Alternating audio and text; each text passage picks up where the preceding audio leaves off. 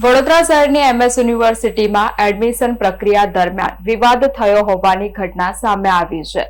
એબીવીપીના વિરોધ વચ્ચે કોમર્સ ફેકલ્ટીમાં ભારે હોબાળો મચ્યો હતો.